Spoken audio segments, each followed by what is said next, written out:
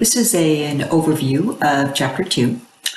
So let's get started. And I want to start with with asking you to keep this question in mind.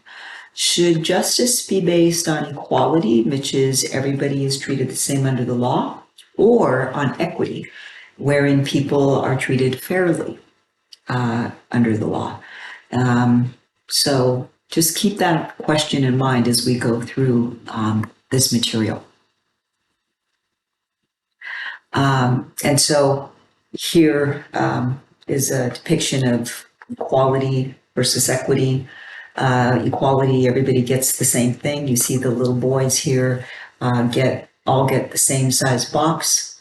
But equity requires that the tallest person get a lower box, then this person gets a larger box, and the shortest person or the least tall person gets the much larger box to stand on, and so then they can all pick apples. And then, of course, there's another view, and some people would argue this is more what we see in society, that we sometimes have situations where there is equality, everybody gets treated the same. We sometimes have instances more and more today. Educational institutions, one could argue equity is a big part of how these institutions operate, trying to make sure that everybody has what they need to be successful, gets the resources they need to be successful. And then, of course, there is the reality that we see in a lot of other places outside of educational institutions, and that is some people never even get a box. They don't get any resources. So just, again, something to keep in mind there. Okay, so key idea in this chapter. What is justice? How do we define it? How do we know it when we see it? In the words of U.S. Supreme Court Justice, when asked what obscenity is, he said, well, I'll know it when I see it. But what is justice? We talk about justice, we say we value justice, but what do we really mean by that? And it turns out maybe we don't all mean the same thing. Maybe some people mean everybody gets treated the same way in the criminal justice system. Maybe other people think it means, no, we take into account the difference in circumstances of the crime and the type of crime and the age of the person, all those other things. Not everybody agrees on what is justice, even though we do have a definition. We have quite a few definitions, it turns out. For example, Aristotle, a centuries ago philosopher, was quoted as having written, he wrote this: justice consists of treating equals equally and unequals unequally according to relevant differences. Okay, well, sounds great, but what are the relevant differences? In Aristotle's time, because he was in Greece, everybody was pretty much everybody was white. And so maybe skin color or ethnicity wasn't a relevant difference, but one could argue it certainly is today. Social class, is that a relevant difference? Is sexual orientation a relevant difference? Is learning abilities a relevant difference? Is height or weight a relevant difference? What is a relevant difference? Again, not everybody's going to agree, which is why we have so many philosophers who tried to answer the question, what is justice? You see that Domitius Opimius, another philosopher, once wrote that justice is the constant and perpetual will to allot every man his due. And of course, you should note that not everyone agrees in regard to what is justice, right? I mean, separation of children at the U.S.-Mexico border, some people would say, well, that's just. They and their parents are attempting to break the law by entering the United States illegally. Others would argue, well, no, when it comes to children, we should have compassion. But where in justice does it say we're supposed to have compassion? Again, I'm not arguing for one idea over the other, just questions. And if you've taken a philosophy class, you're pretty familiar with all of these questions. So I already covered that. I asked those questions. So justice should not be a commodity for sale. That is, it shouldn't be the case that if you are accused of a crime, that because you are able to afford an attorney, a private criminal defense attorney, then you get a better defense than somebody who has to rely on a public defender, although that is in fact what we typically see. And I'm not bad-mouthing public defenders here. They do a really important job, but they also do that with very limited resources. And so we have to consider that even though we pat ourselves on the back in this with the Sixth Amendment's provision that if you can't, everybody has a right to an attorney, and that if you can't afford one, one will be provided for you by the state. It's not really as fair as we think it is. I mean, something's better than nothing. An overworked public defender is better than no lawyer. But having a private criminal defense attorney really is something that a lot of people are not able to afford. So there is a model, the distributive model, and oops, go too far. The distributive model, distributive justice, which is this idea of justice being merit-based. And so with distributive justice, the idea is that the political entity, in this case, maybe say the state, the government, distributes resources to its members, right? And the idea, of course, is that the state will do it in a way that is rightful. It's not going to cheat some people and give some people who don't deserve it more than others, but it will also be meritorious, meaning people will deserve it. And whatever distribution they get will be because the state has that to give to them. And under distributive justice, it's not about need. Just distribution would depend on the individual's contributions and value to the society. So under distributive justice, which is merit-based, the idea then really is if you're somebody who perhaps, say, is a doctor, and you save people's lives on a daily basis, maybe not on a daily basis, but frequently, and you cure people, well, your worth in society is much higher, say, than that of somebody who cleans office buildings. And so therefore, the idea is the doctor should have more of the resources because the doctor's contributing more. Okay. Now, it's an idea. Keep that in mind, just an idea. Retributive justice, though, is concerned with how does a society determine guilt and innocence? How does that society determine what the proper punishment is? And so, if we think about how do we punish murder one versus voluntary manslaughter and involuntary manslaughter, we know we punish those differently. But how did we decide that as a society? When did we decide this? Did we think about the damage to society, the damage to the victim, etc., the victim's family? At some point in time, society reached a consensus that we should, in fact, punish murder one much more harshly than murder two, than voluntary manslaughter, involuntary manslaughter. And we've done this for many, many crimes. So, of course, under retributive justice, there are two important prongs to this type of justice: substantive law, procedural law. And substantive law places limits on individual actions. Okay.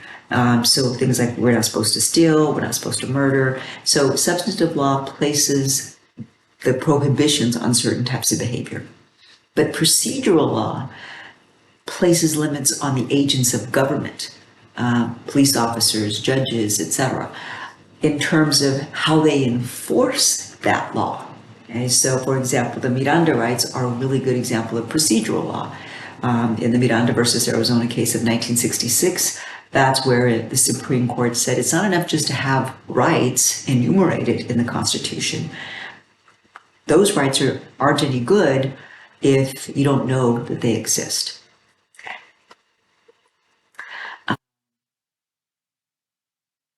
So retributive justice is really concerned with people getting what they deserve, okay? What they rightly deserve according to their behavior. Now, of course, with distributive justice, the thinking is that everybody gets pretty much the same thing, right? It's that equality idea.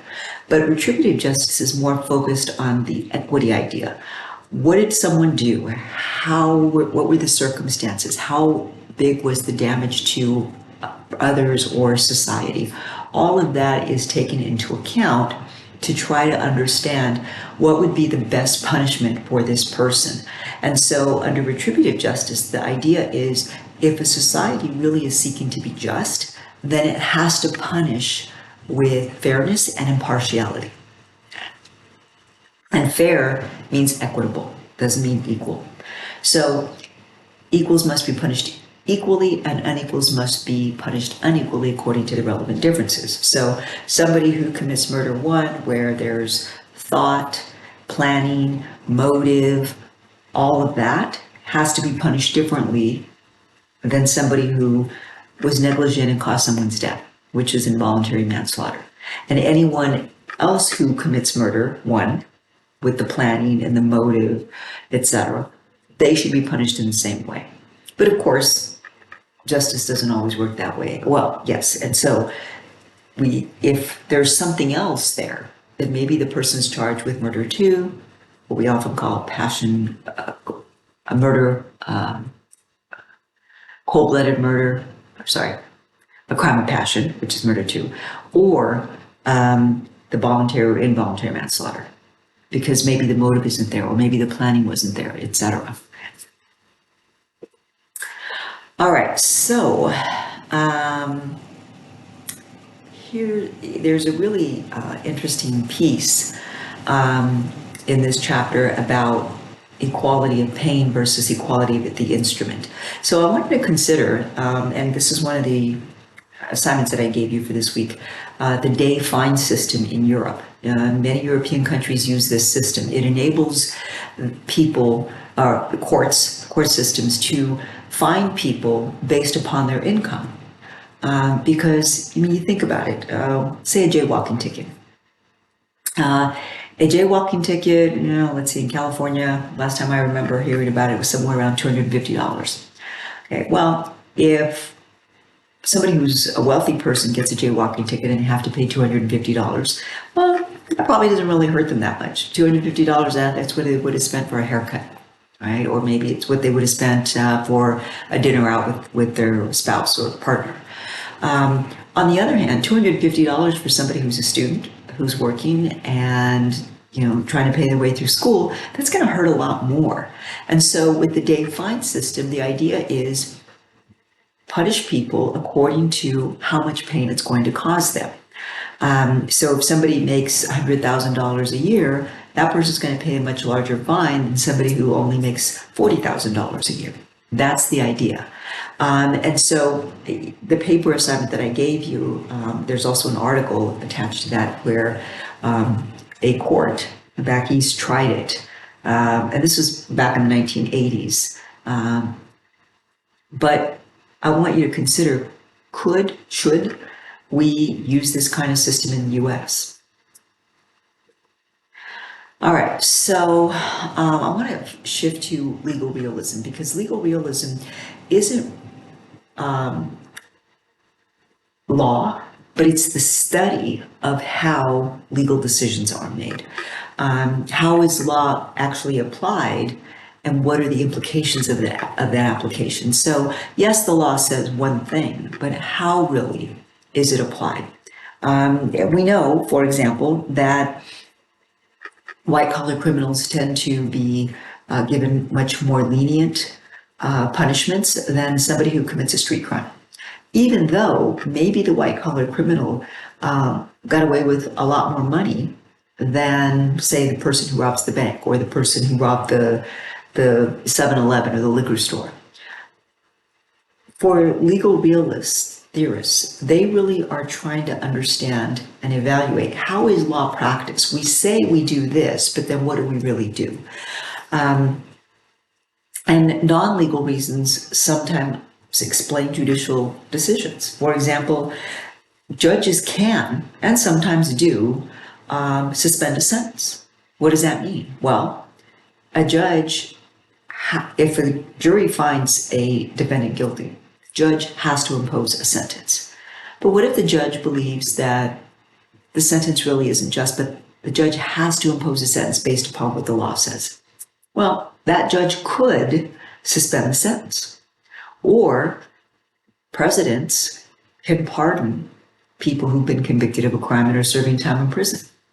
It happens all the time.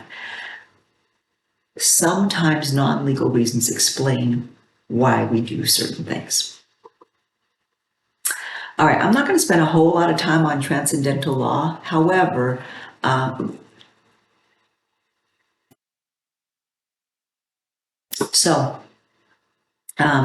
not going to spend a lot of time on transcendental law, natural law, but the idea is one that is quite old. It's this idea that law is natural. It comes from someplace out there in, the universe, and it is somehow transferred down to humans. And for example, one example of transcendental natural law was up until, 30th part of the 20th century.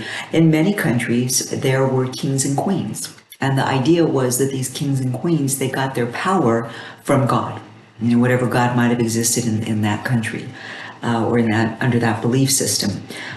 It's really more this idea of spirituality, that the king or the queen had the power from God, the spiritual power, which then, of course, meant that the king or the queen was able to give to govern people because of this special power that they got from God.